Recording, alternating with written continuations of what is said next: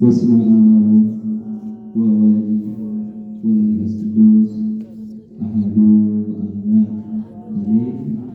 በስመ አብ ወወልድ ወመንፈስ ቅዱስ አሐዱ አምላክ አሜን። በስመ አብ ወወልድ ወመንፈስ ቅዱስ አሐዱ አምላክ አሜን።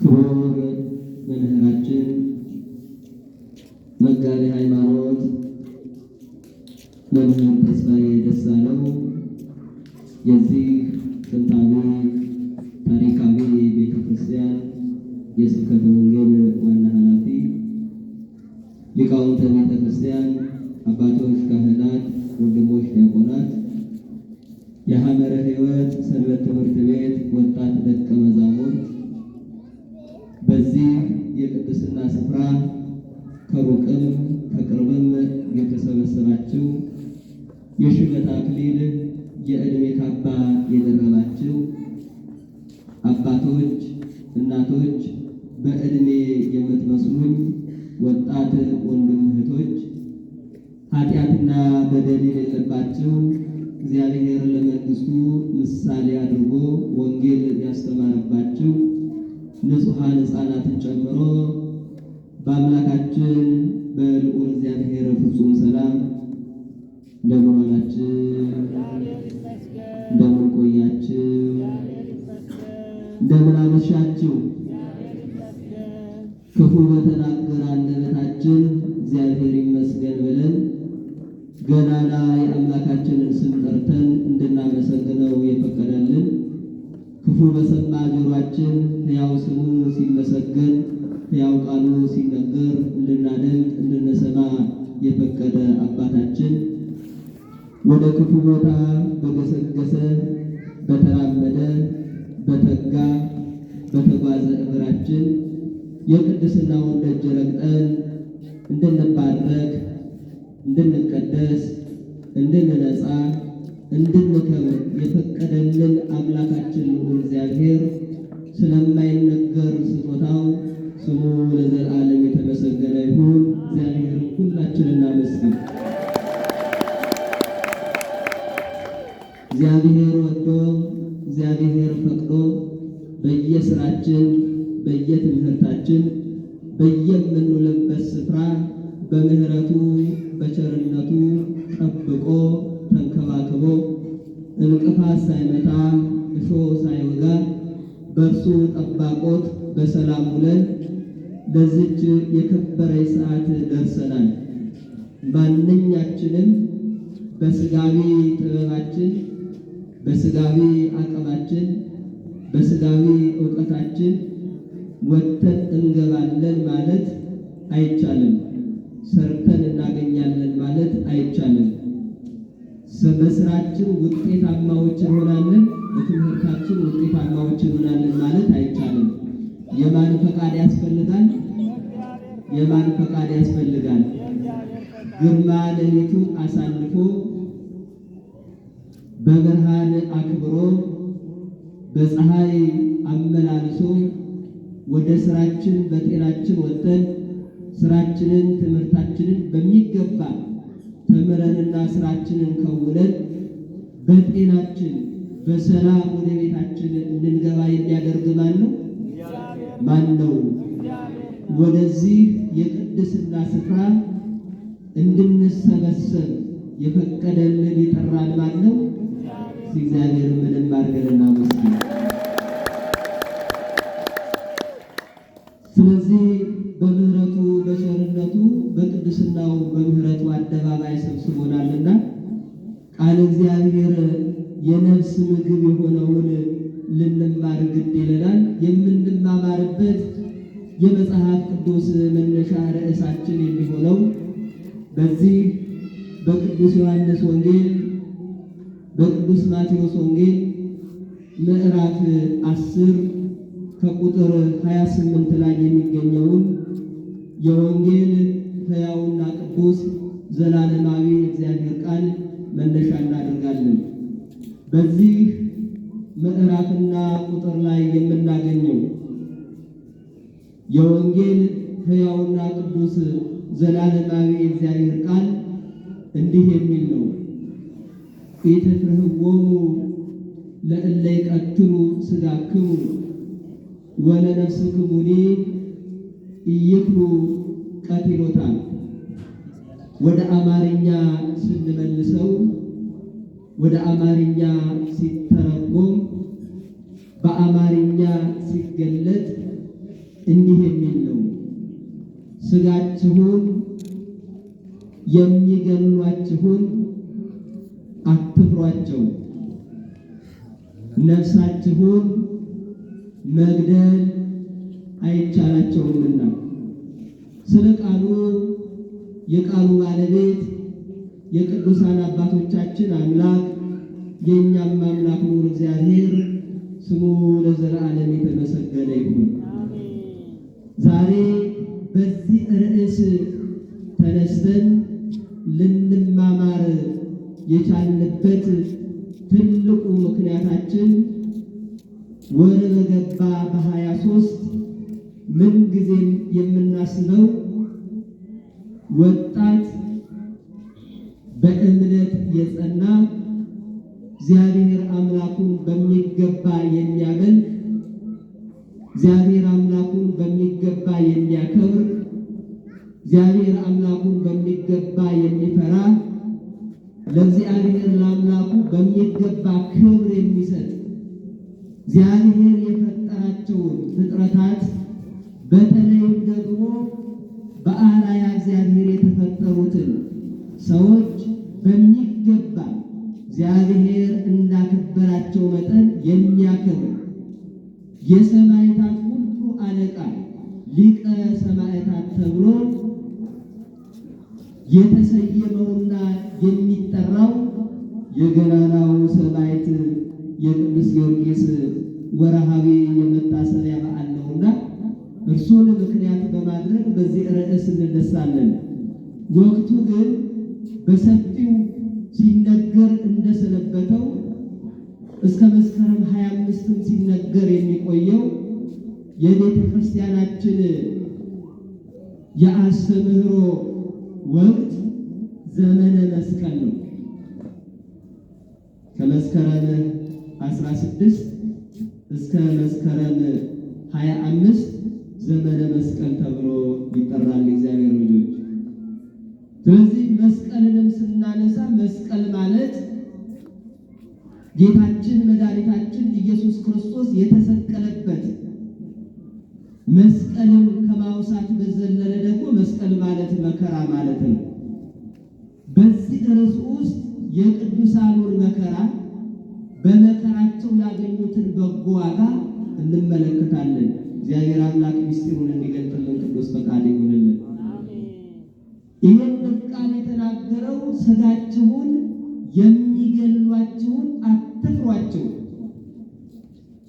ነፍሳችሁን ማግኘት አይችሉም ብሎ የተናገረው ያስተማረው በዚህ ቃል ወዳጆቹን ያጽናናው የኔና የእናንተ አምላክ ወልደ አብ ወልደ ማርያም ወልድ ኢየሱስ ክርስቶስ ነው። ለስም አጠራሩ ክብርና ምስጋና ለእርሱ ይሁን።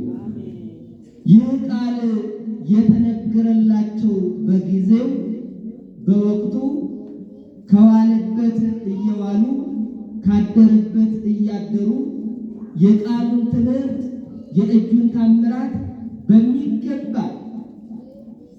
ሲማሩ ሲከታተሉ ሲያዩ የነበሩ ለነበሩት ለቅዱሳን ሐዋርያት ተነግሯል።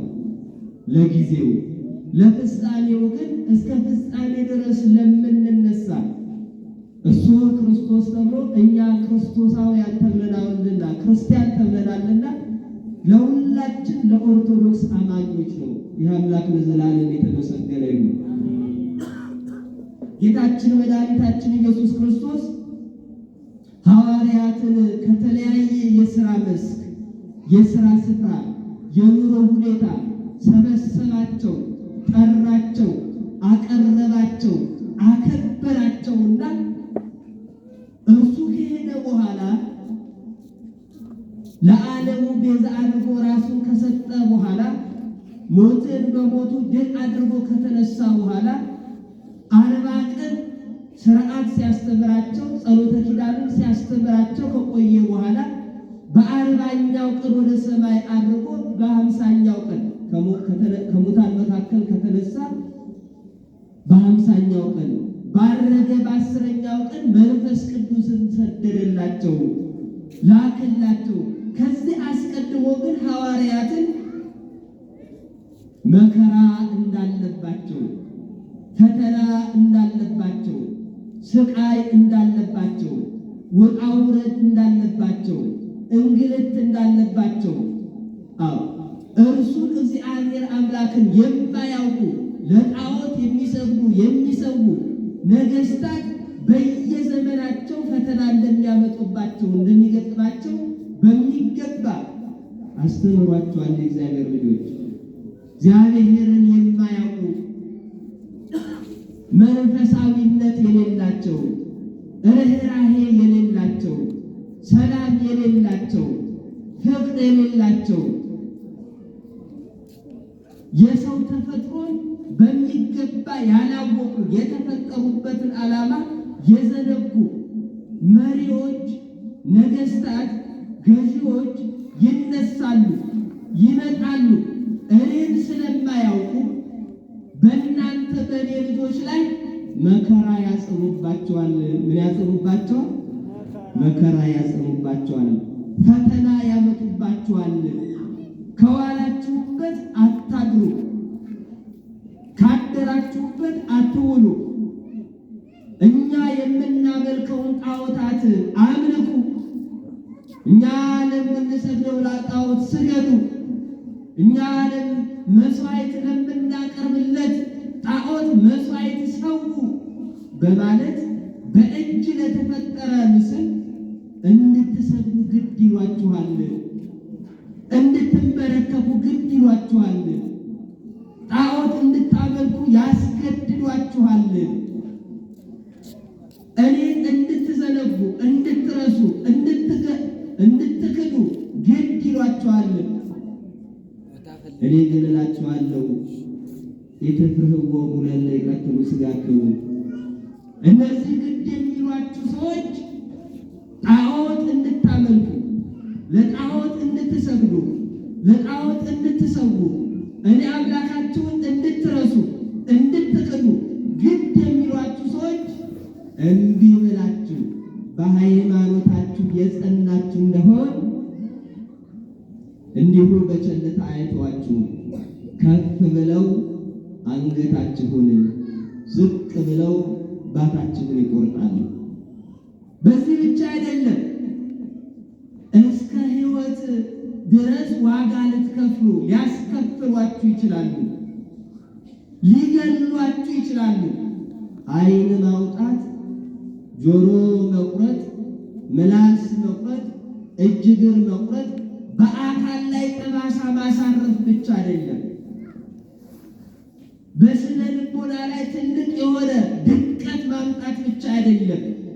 ነፍሳችሁ ከሥጋችሁ እንድትለይ የተቻላቸውን ሁሉ ሊያደርጉ ይችላሉ፣ ሊገሏችሁ ይችላሉ። የሚገሏችሁ ግን ምናችሁን ነው አለ? ምናችሁን ነው አለ? ሥጋችሁን ነው የሚገሏችሁ። ሥጋ በባህሪው ስንመለከተው የሚታይ፣ የሚዳሰስ፣ የሚጨበጥ፣ የሚነካ ነው።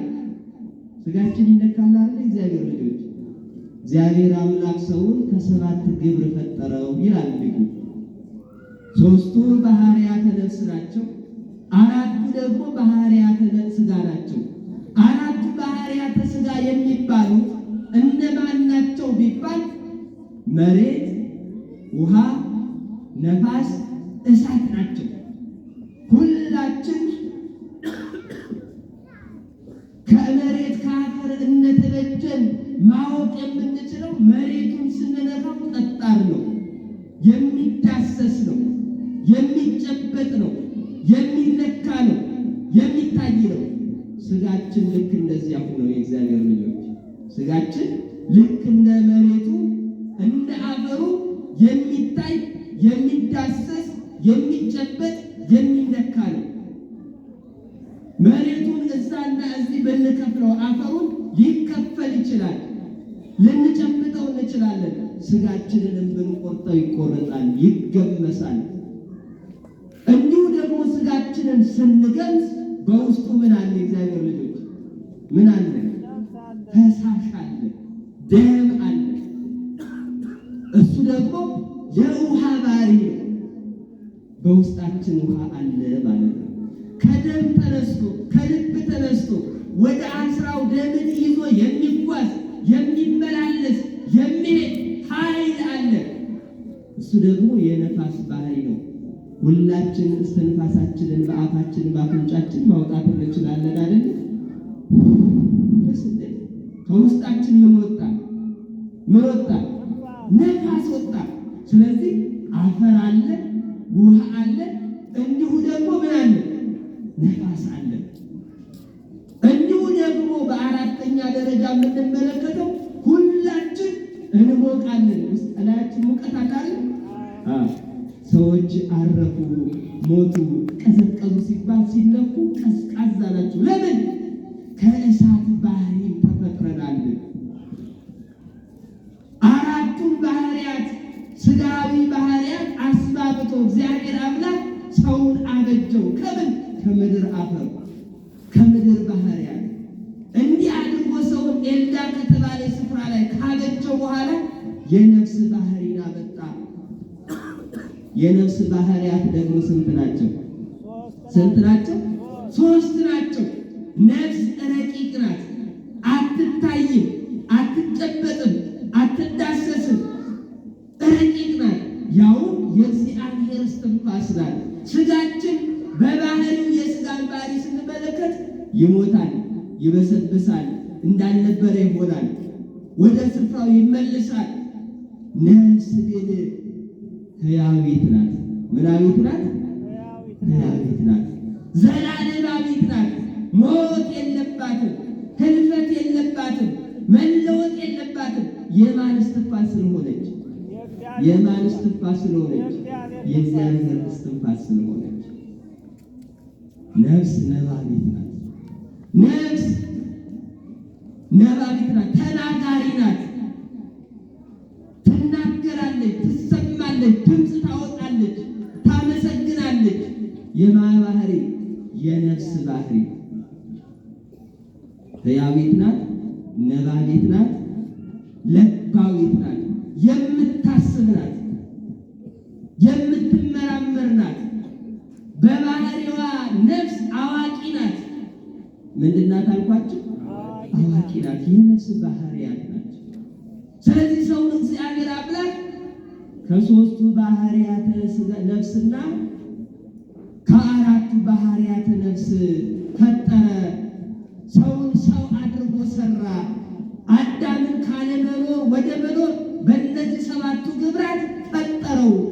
ስለዚህ ሰዎች ለዛ እግዚአብሔርን የማያውቁ የተፈጠሩበትን የከበረ ዓላማ የዘነጉ ለጣዖት የሚሰግዱ የሚበረከኩ የፈጠራቸው እግዚአብሔርን የካዱ ከሃዲያን ነገሥታት ከሃዲያን መሳፍንት መኳንንት እናንተ የኔ በመሆናችሁ ስጋችሁን ሊገሏችሁ ይችላሉ።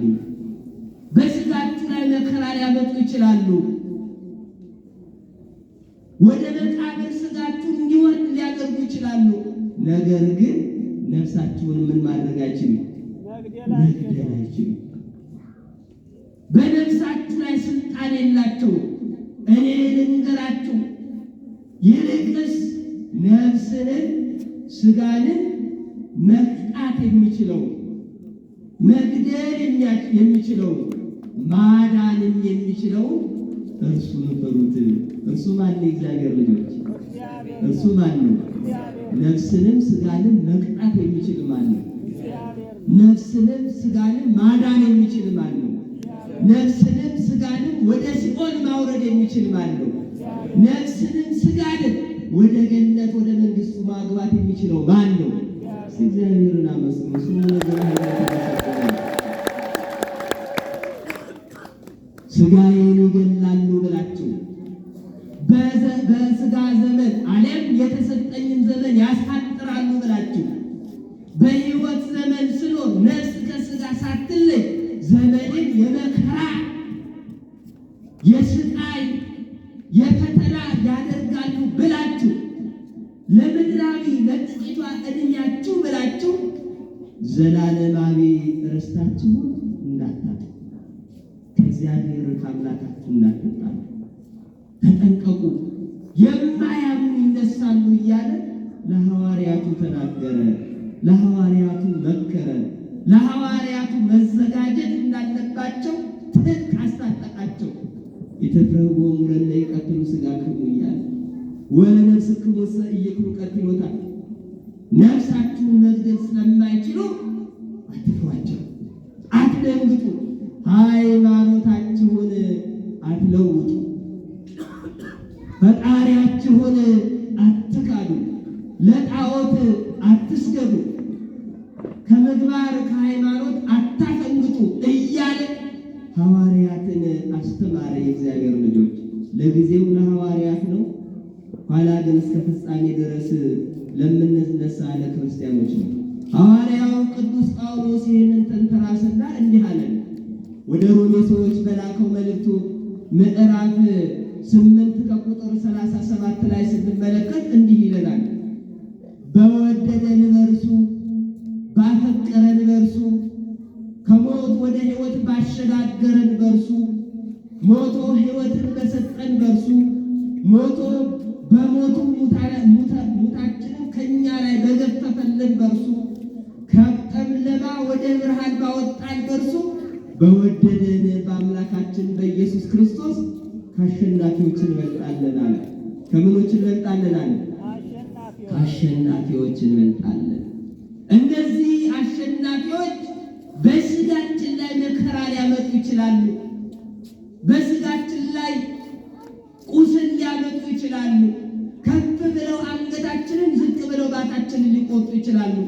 ነገር ግን ነፍሳችንን ሊያገኙ አይችሉምና እኛ በአመፅ ሳይሆን፣ እኛ በትዕቢት ሳይሆን፣ እኛ በክፋት ሳይሆን በትህትና ሆነን እግዚአብሔር አምላክን እያመለክን የእርሱ ልጆች የሚያደርገንን በጎ ስራና በጎ ሃይማኖትን ገንዘብ አድርገን ይዘን መከራ ሲመጣብን እንደ ሙሉ ደስታ ቆጥረን፣ ፈተና ሲመጣብን እንደ ሙሉ ደስታ ቆጥረን፣ እንግልት ሲመጣብን በደስታ ተቀብለን ከአሸናፊዎች እንበልጣለን፣ ከገዳዮች እንበልጣለን። ይህችን ምድር እንድንለቅ ነፍስ ከስጋችን እንድትለይ ከሚያደርጉት እንበልጣለን። ጣዖት ከሚያመልኩት እንበልጣለን። ከሚያሸንፉን ከሚያሳድዱን እንበልጣለን። በማ አማካይነት አለ? በወደደን በእርሱ ባፈቀረን በእርሱ በሞቱ ባከበረን በእርሱ በደሙ በዋጀን በወርቀ ደሙ በዋጀን በእርሱ። እርሱ ማን ነው? ኢየሱስ ክርስቶስ። እስቲ በደንብ አድርገና መስሎ ይዛወራል። ስሙ ለዘላለም የተመሰገነ ይሁን። ሰማዕቱ ቅዱስ ጊዮርጊስ ያደረገው ይሄንን ነው። ሁላችን ሰማዕቱ ቅዱስ ጊዮርጊስን ወር በገባ በ23 እናከብረዋለን። አባቶቻችን ታሪኩን ይተርኩልናል፣ ይነግሩናል። ሰማዕቱ ቅዱስ ጊዮርጊስ የድሃ ልጅ አልነበረም። ለወርቅና ለብር ለሚጠፋው ለሚያልፈው ገንዘብ ራሱን የሚሰጥ የሚያሳልፍ ራሱን በምድራዊ ሀብትና ንብረት የሚጥል ወጣት አልነበረም። ምክንያቱም አባቱ መስፍን ነው፣ እናቱ የመስፍን ባለቤት ናት፣ ቅድስት ናት፣ ታማኝ ናት፣ እውነተኛ ናት፣ የጸሎት እናት ናት። 3 ልጆች ወልዳለች። ስንት ልጆች ወልዳለች? 3 ልጆች። 3 ልጆች ወልዳለች። የመጀመሪያው ልጇ ቴዎስታ ጊዮርጊስ ነው። ሁለተኛዋ እስያ ነው። ሶስተኛዋ ማርታ ናት። ተመልከቱ። ታላቅ ወንድማቸው ጊዮርጊስ ይባላል። በስርዓት በቅጣት አሳደጉት። በስርዓት በቅጣት ልጆቻቸውን አሳደጉ። ፍቅርን እያሳዩ ምንን እያሳዩ? ፍቅርን እያሳዩ ሰላምን እየነገሩ ሰላምን እያሳዩ መግባባትን እያሳዩ አንድነትን እያሳዩ በመካከላቸው የጸሎት ሕይወትን እያሳዩ ለእግዚአብሔር ያላቸውን ክብር እየገለጡ የጊዮርጊስ አባትና የጊዮርጊስ እናት በፍቅር ይኖሩ ነበረ። ልጅ አባቱን ይመስላል፣ ልጅት እናትን ትመስላለች። ወላጆቻቸውን መሰሉን ለቅዱስ ጊዮርጊስ። ነገር ግን በእግዚአብሔር ፍቃድ የሰማዕቱ የቅዱስ ጊዮርጊስ አባት ዞሮንቶስ ቅዱስ ጊዮርጊስ 10 ዓመት ሲሆነው ሞተ። በማን ፍቃድ ሞተ? በእግዚአብሔር ፍቃድ ሞተ። በእግዚአብሔር ፍቃድ አረፈ። ከመከራ መከራ ወደ ሌለበት ዓለም ተላለፈ። ስቃይ ካለበት ዓለም ስቃይ ወደ ሌለበት ዓለም አለፈ። ነገር ግን የዞሮንቶስ በልጆቹ የሚጠራ የሚወደድ ነበር። መልካምነቱ በብዙዎች ዘንድ የተወደደ ነበር። ሰማዕቱ ቅዱስ ጊዮርጊስ ይገርማቸዋል። አባቱን በምግባርም በሃይማኖትም በመልክም ይመስለው ነበር። እስቲ እግዚአብሔርን አመስግኑ። እግዚአብሔር ወላጆቻችንን እንድንመስል ቅዱስ ፈቃድ ይሁንልን። የእኛ ወላጆች እኮ ደጋጎች ናቸው። የእኛ ወላጆች እኮ ሐሰትን የሚጠሉ ናቸው። የእኛ ወላጆች እኮ ዘረኝነት የለባቸውም። ዘረኝነትን የጣሉ ናቸው፣ የናቁ ናቸው። ከየት መጣህ፣ ከየት መጣሽ፣ ቋንቋሽ ምንድን ነው፣ ቋንቋሽ ምንድን ነው ሳይባባሉ በፍቅር የኖሩ አባቶች ናቸው።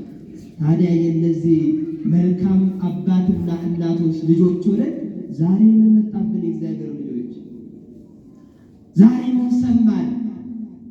ዛሬ ምን አዲስ ክስተት ተከሰተ? የአባቶቻችን የከበረ ሕይወታቸው ከእኛ ዘንድ እንዴት ተወሰደ?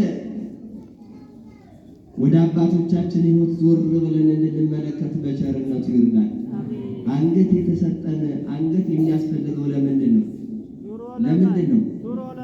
ዞር ብሎ ለማየት አይደለም። እግዚአብሔር ልጆች ክፉን አይደለም በጎን ዞር ብለን እንመልከት። ዛሬ የአባቶቻችንን ሕይወት እንመልከት፣ የእናቶቻችንን ሕይወት እንመልከት። ቤታቸው የፍቅር ቤት ነበረ። ዛሬ የእኛ ቤት መለስተኛ የጦር አውድማ ሆናለች። አባቶቻችን የጸሎት ሕይወት ነበራቸው። በቤታቸው በቤተ እግዚአብሔርም እየተገኙ ይጸልዩ ነበረ። በአንድነት ስለ እግዚአብሔር ይጠሩ ነበረ። በትህትና ውስጥ ሆነው፣ በአንድነት ውስጥ ሆነው፣ በመግባባት ውስጥ ሆነው፣ በፍቅር ውስጥ ሆነው፣ ከዘረኝነት በጸዳ ሕይወት ውስጥ ሆነው ታዲያ ከአባቶቻችን ያላገኘነው ከእናቶቻችን ያላገኘነው ማን በመካከላችን ዘራብን? የእግዚአብሔር ልጆች ማን በመካከላችን ይሄንን ክፉ እሾህ መጥቶ ተከለ? ስለዚህ ዛሬም አልረፈደም። በጸሎት ከመካከላችን ክፉን አውጥተን የአባቶቻችንን በጎ ሕይወት ልንተክ ይገባል። እንዲህ ልናደርግ ማን ይፍቀድልን? ማን ይፍቀድልን? እግዚአብሔር በጎን ነገር ይፈቅዳል አይፈቅድም? ይወዳል አይወድም? እግዚአብሔርን እናመስግን። እንዲያደርግ የአባቱን ሕይወት የአባቱን በጎ ምግባር የአባቱን በጎ ሃይማኖት ሰማዕቱ ቅዱስ ጊዮርጊስ ገንዘብ አደረገ። አባቴ የተጠቀመው፣ አባቴ የከበረው፣ አባቴ የተወደደው፣ በሰውም በእግዚአብሔርም ዘንድ የተወደደው የእግዚአብሔር በመሆኑ ነው። በጎ ምግባርን ገንዘብ በማድረጉ ነው። እግዚአብሔር አምላኩን በማምለኩ ነው። ሰዎችን በተሰጣቸው ክብር ለሁሉ ክብር በመስጠቱ ነው።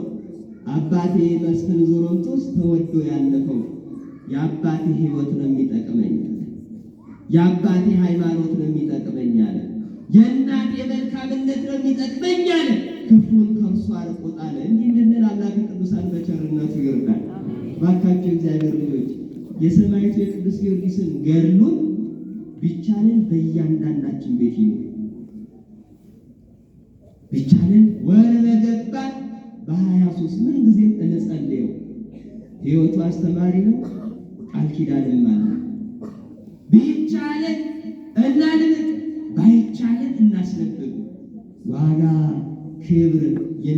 ተጠብቀን የሚሰጠን ለኛው ለራሳችን ነው። እንዲህ እንድናደርግ በቸርነቱ ይርዳል።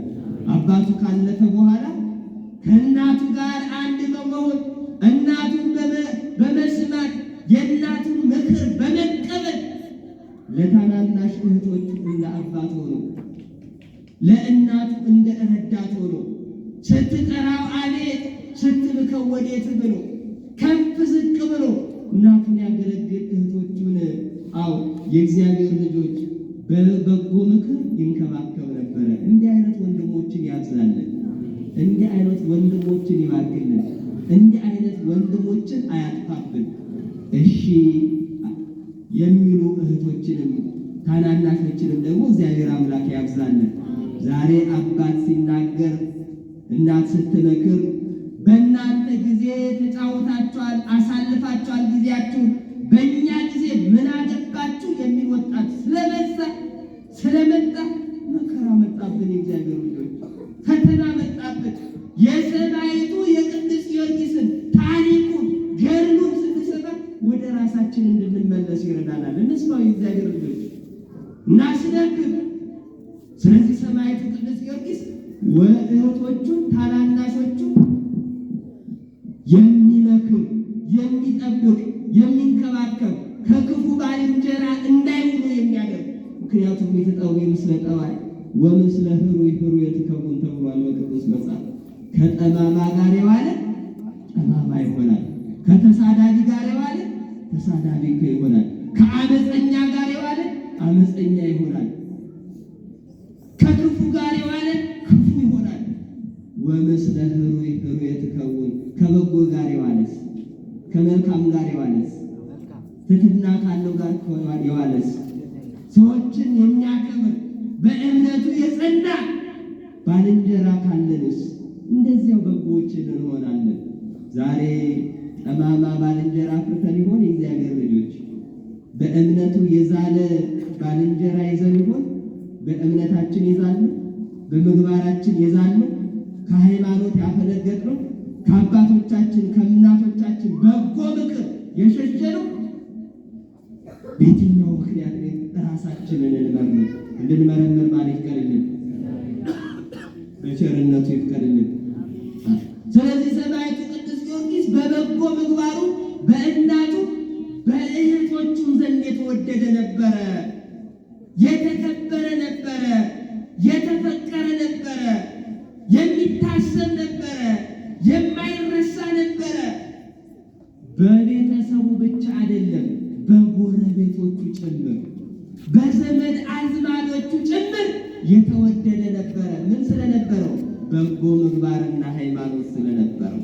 ስለዚህ እናቱ፣ እህቶቹ፣ ጎረቤቶቹ፣ ተዘምዶቹ ተሰበሰቡና ጊዮርጊስን እንዲህ አሉት፣ እባክህ እንደ አባትህ እንደ ዞሮንቶስ ስትመራ ስታስተዳድር ቅን ፍርድ ስትፈርድ ድሃ እንዳይበደል ፍርድ እንዳይጓደል ስታደርግ መሪ ስትሆን ማየት እንሻለን። የአባትህን የመስፍንነት ማዕረግ ስልጣን ከነገስታቱ ሄደህ ከነ ዱልያኖስ ተቀብለናል አሉት። ሰማዕቱ ቅዱስ ጊዮርጊስን ግን እምቢ አለ። አልፈልግም ማለት ምድራዊ ስልጣን ምን ይሰራልኛል? ምድራዊ ሀብት ምን ይሰራልኛል? ምድራዊ ሹመት ምን ይሰራልኛል? በዚች ምድር ላይ መሾም ማለት ሺህ ሞት ሺህ ጊዜ መሞት ነው። ስለዚህ ለምን ብዬ ጊዜ በከንቱ በማይገባ አገልግሎት አጠፋለሁ አለ። እናቱ እህቶቹ እባክህ አሉት፣ እንደ አባት ስታስተዳድር ቅን ፍርድ ስትፈርድ ልናይ እንወዳለን። እህቶቹም ተሰበሰቡና እባክህ አሉት። የእህቶቹ የእናቱ የተዘምዶውን የጎረቤቶቹ ሀሳብ ለመፈጸም ብዙ ወርቅና ብር ይዞ አልባሳት ይዞ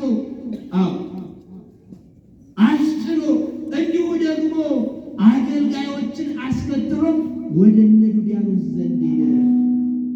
ወደ እነ ዱልያኖስ ዘንድ ሲሄድ ይገርማቸዋል። እነ ዱልያኖስ ጣዖት ነው የሚያመልኩት። ያውም ዱልያኖስ የተባለው ክፉ ጨካኝ ንጉሥ 70 ነገሥታትን 70 የሀገር መሪዎችን ከ10 ሺህ ወታደሮች ጋር ግብዣ አድርጎ ጠርቷቸው 70 ጣዖታትን በፊት ለፊታቸው አቁመው ለጣዖታቱ ይሰግዱ ነበር፣ ለጣዖታቱ ይዘምሩ ነበር፣ ለጣዖታት መስዋዕት ያቀርቡ ነበር፣ ይሰዉ ነበር፣ ዕጣን ያሳርጉ ነበር።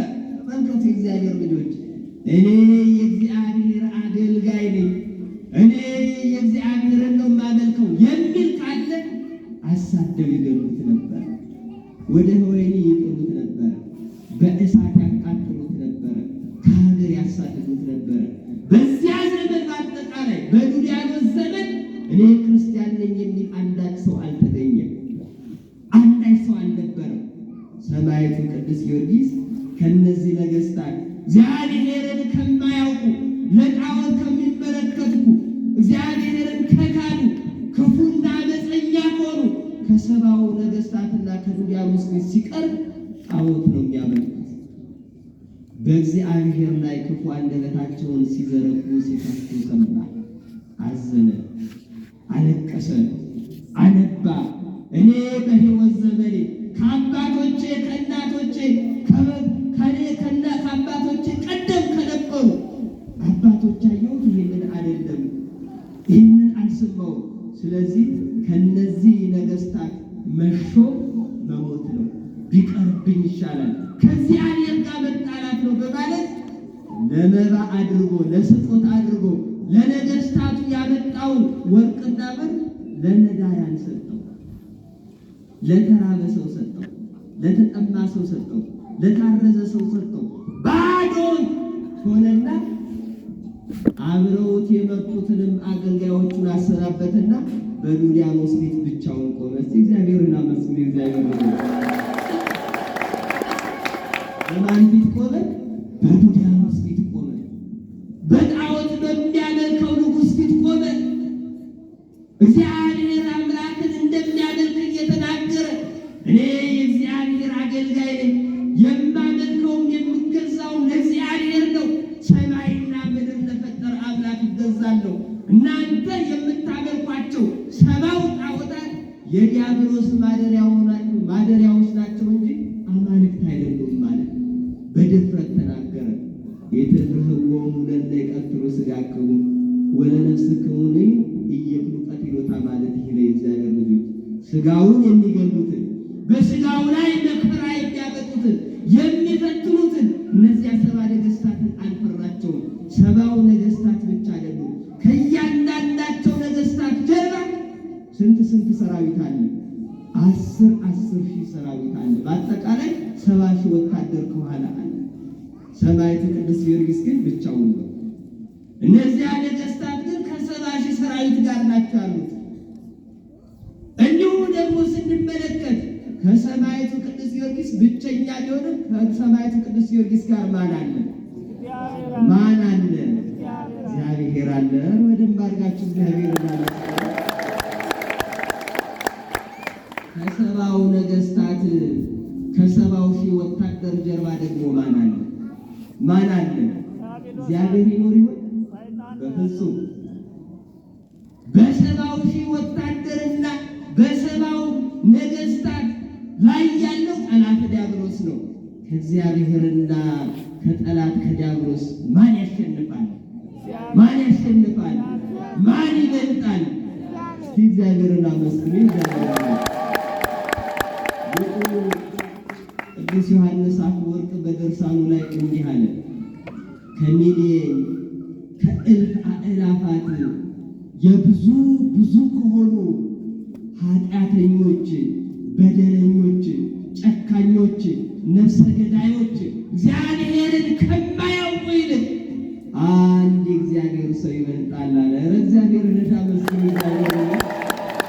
ማን ይበልጣል አለ? ማን ይበልጣል? እግዚአብሔርን የሚያመልክ መልካም ሰው፣ ትሕትና ያለው ሰው፣ በፍቅር የሚመላለሰው ሰው ያ ይበልጣል። ስለዚህ ከ70 ሺህ ወታደርና ከ70 ነገሥታት ቅዱስ ጊዮርጊስ ይበልጣል። ደስ ይበላችሁ። በረከቱ ከሁላችን ጋር ይሁን። አማላጅነቱ ከመከራ ሥጋ ከመከራ ነፍስ ሁላችንን ይሰውራል።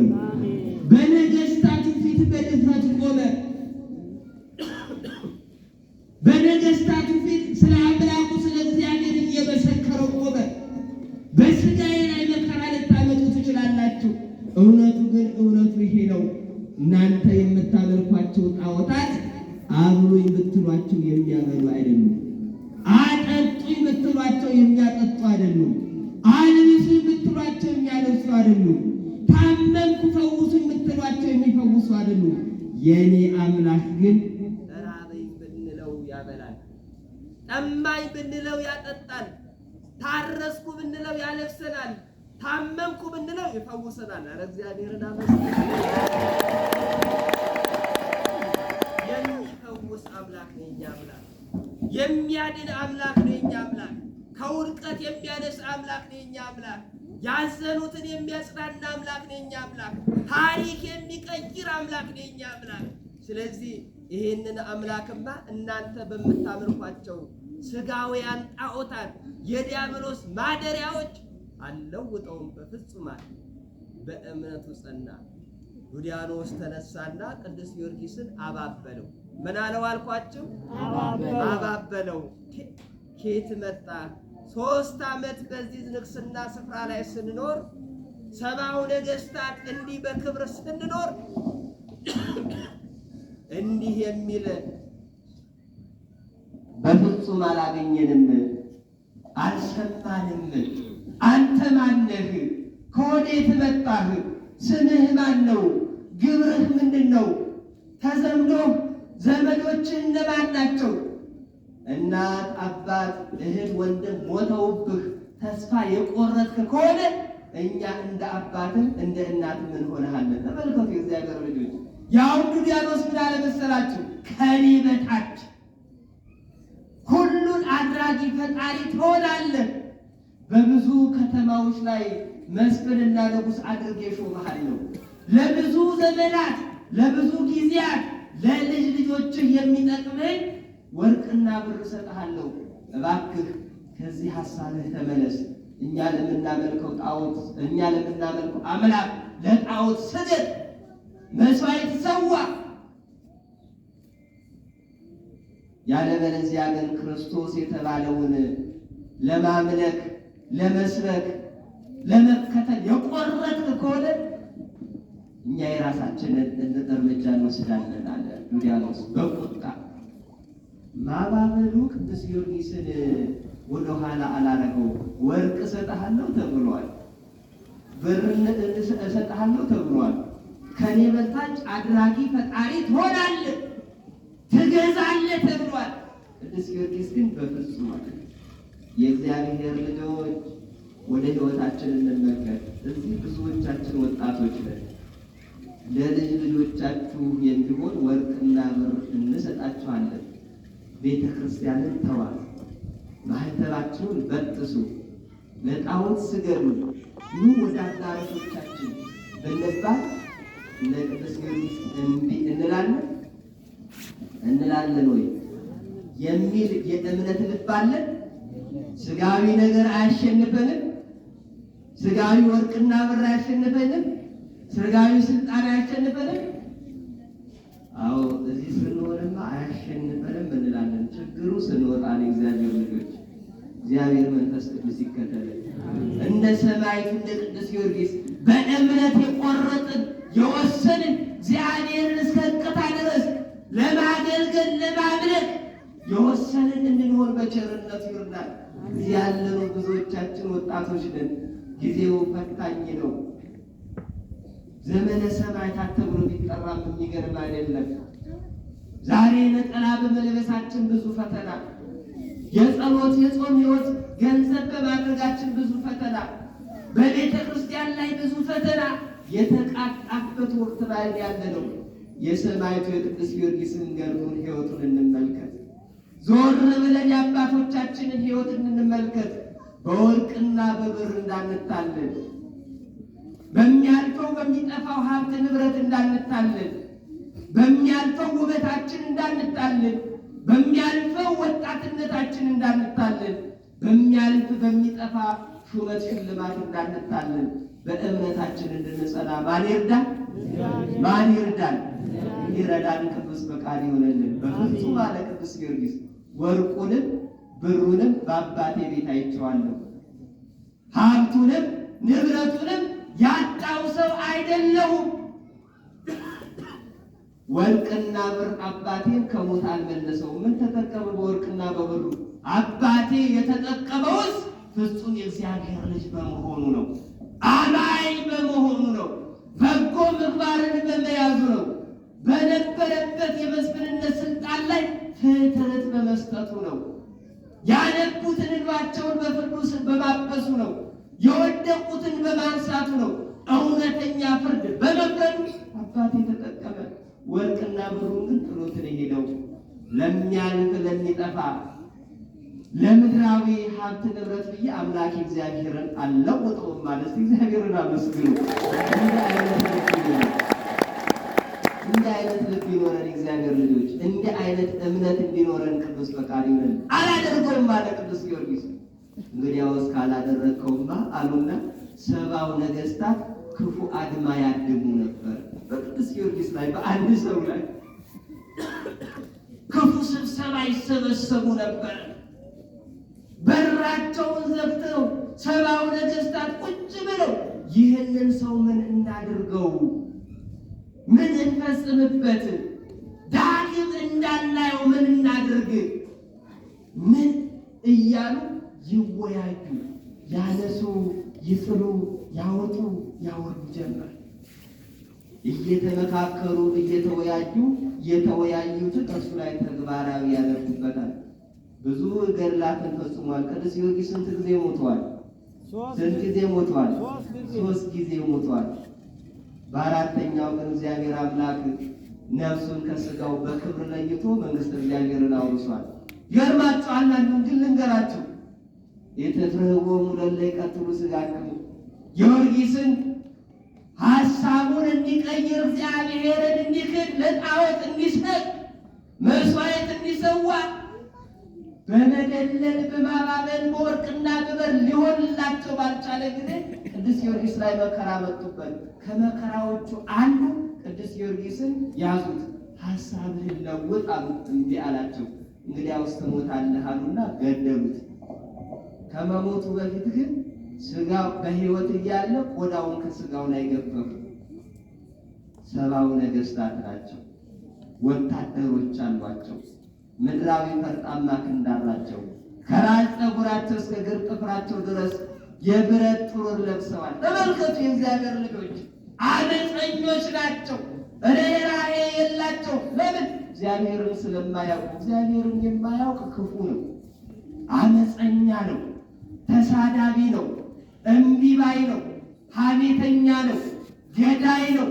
ካልገደለ ካላማ ካልዋሸ ኑሮ አይመስለውም። በዘመናችን እንዲህ አይነት ሕይወት ያለው ብዙ አለ። እግዚአብሔር ልጆች እግዚአብሔር አምላክ ወደ ቀልቡ እንዲመልስልን ቅዱስ ፈቃድ ይሁን። እግዚአብሔር አምላክ ወደ ልባችን እንዲመልሰን ቅዱስ ፈቃድ ይሁንልን። አዎ መግደል ስለት ይዞ ብቻ አይደለም፣ ድንጋይ ገሎ ይዞ ብቻ አይደለም። በሐሜት ሰዎችን የምንገልብ ሰዎች ነን። ያለ ስለት ደም የምናፈስ በሐሜት፣ ያለ ስለት ደም የምናፈስ በተንኮል በአድማ ባልተገባ ስራ እግዚአብሔር አምላክ ሁላችንን ይቅር የሚለን ቅዱስ ፈቃድ ይሆንልን። ወደ ቀልባችን ይመልሰን። እግዚአብሔር ልጆች ሰማዕቱ ቅዱስ ጊዮርጊስ ላይ ተባከሩበትና በሕይወት እያለ ቆዳውን ገፈፉት። ቆዳውን ከገፈፉት በኋላ አጥንቱን ከስጋው ላይ እየፈቀፈቁ ስጋውን ከተፉት። ምን አሉት አልኳቸው? ስጋውን ከተፉት። የሰው ጭካኔ እግዚአብሔርን የማያውቁ ጨካኞች ናቸው። ጣዖት የሚያመልኩ አረመኔዎች ናቸው። ርኅራኄ ሰብአዊነት በውስጣቸው የለም። ፍቅር የለም። ሰላም የለም። ተመልከቱ። አጥንቱን ከለዩ በኋላ ስጋውን ከተፉት። አጥንቱን ከሰከሱት። ስጋውን በፀሐይ አደረቁት። ምን አይነት ጭካኔ ነው የእግዚአብሔር ልጆች!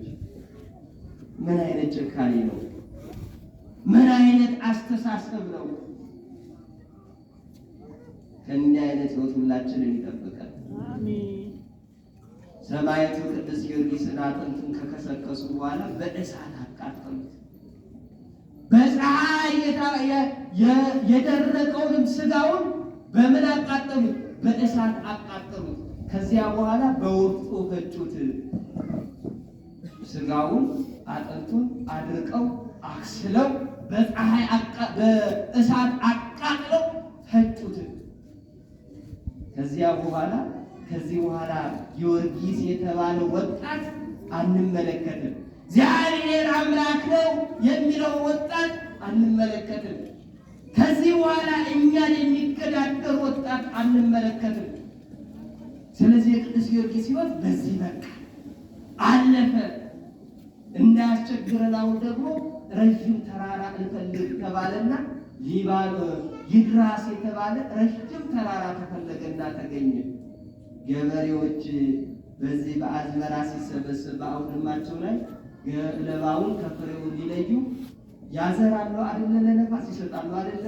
አውድማ ላይ የተሰበሰበውን እግዚአብሔር ልጅ የቅዱስ ጊዮርጊስን አጽም እንደዛ አደረጉት። በረዥሙ ተራራ ላይ ነፋሱ የጸና የበረታ ነበረ።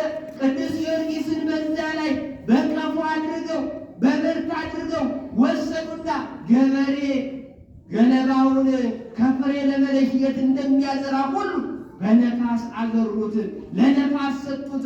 የቅዱስ ጊዮርጊስ አጽም በነፋስ እየተወሰደ በአእባሉ ላይ በድንጋዮች ላይ አረፈ፣ በእጽዋቱ ላይ አረፈ፣ በመሬት ላይ አረፈ፣ ተበታተነ። ጊዮርጊስን ከዚህ በኋላማ አናይም አሉ። ወታደሮቹም 10 ጊዜ እሱን መግደል ማንገላታት ስራ ሆኖባቸዋል፣ ፈተና ሆኖባቸዋል። ስለዚህ ከዚህ በኋላ ጊዮርጊስ የሚባል የለም ብለው ይሄንን አደረጉ። ይህንን አድርገው ተመለሱ። እነዛ ወታደሮች የቅዱስ ጊዮርጊስ አጽም ያረፈበት ድንጋይና እጽዋት በአጠቃላይ ግን በሰው አንደበት እውነተኛ ሰማዕት ቅዱስ ጊዮርጊስ እያለ መሰከረ። እውነተኛ የእምነት አርበኛ፣ እውነተኛ የእግዚአብሔር ወዳጅ፣ እውነተኛ ምስክር፣ እውነተኛ ሰማዕት በደም አምላኩን የሰበከ ያስተማረ፣ ስለ አምላኩ ገልጦ የተናገረ ሰማዕቱ ቅዱስ ጊዮርጊስ እያሉ እጽዋቶች በሰው አንደበት፣ መሬት በሰው አንደበት፣ የወደቀበት አጽም የወደቀበት ድንጋይ በሰው አንደበት ተናገረ። የዚያን ሰዓት ምድር ያለፈች እስኪመስል ድረስ ታላቅ ነውጥ ውስጥ ሆነ። በዚህ በሰማዕቱ በቅዱስ ጊዮርጊስ ገድሉ ላይ ምዕራፍ 6 አሉት። ተነዋወጠ። ምድር ያለፈች እስኪመስል ድረስ ከሰማይ ዝማሬ ተሰማ። መድኃኒታችን ኢየሱስ ክርስቶስ ቅዱሳን መላእክት ከፊት ከኋላ ከግራ ከቀኝ እያመሰገኑት ይድራስ በተባለ ተራራ ላይ ወረደ። ይድራስ ተራራ በብርሃን ተሞላ። ደስ ይበላችሁ እግዚአብሔር። ማን ስለመጣ ይድራስ ተራራ በብርሃን ተከበበ? መድኃኒታችን ኢየሱስ ክርስቶስ ከቅዱሳን መላእክት ጋር ከቅዱሳን ጻድቃን ሰማዕታት ጋር ከወዳጆቹ ጋር ወደ ማን ዘንድ መጣ? ወደ ቅዱስ ጊዮርጊስ ዘንድ መጣ። ወደ አጽሙ ዘንድ መጣ። ዛሬም ወደ እኛ ዘንድ ይምጣልን እግዚአብሔር። ቅዱሳኑ በአማላጅነታቸው ሰማዕቱ ቅዱስ ጊዮርጊስ በአማላጅነቱ ይምጣልን። ልባችን ተበትኗል። የምናስበው ብዙ ነው። ልባችን ከተበተነበት እንዲሰበሰብ ወደ ፍቅር፣ ወደ አንድነት፣ ወደ መስማማት፣ ወደ መከባበር፣ ወደ መልካሙ ሕይወት እንዲሰበሰብ ቅዱሳኑ በአማላጅነታቸው ወደ ሁላችን ሕይወት ይምጡ። እግዚአብሔር አምላክ በቸርነቱ ወደ ሁላችን ቤት ይምጣ። እግዚአብሔር ልጆች፣ ስለዚህ በዚያ ተራራ ላይ ቅዱስ ጊዮርጊስ ተገኘና ቅዱስ ሚካኤልን እንዲህ ሲል አዘዘው።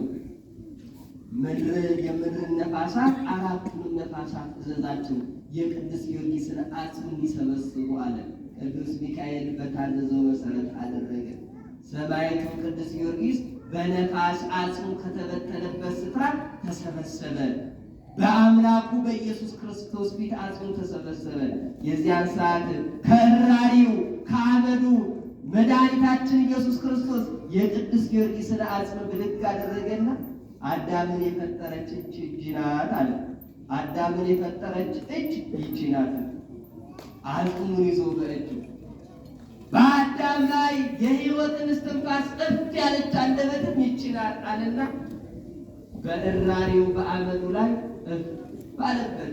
የዚያን ሰዓት ሰማዕቱ ቅዱስ ጊዮርጊስ ከጫጉላ ቤት እንደሚወጣ ሙሽራ የለመለመ ሰውነቱን ይዞ በአምላኩ በኢየሱስ ክርስቶስ ፊት ቆመ።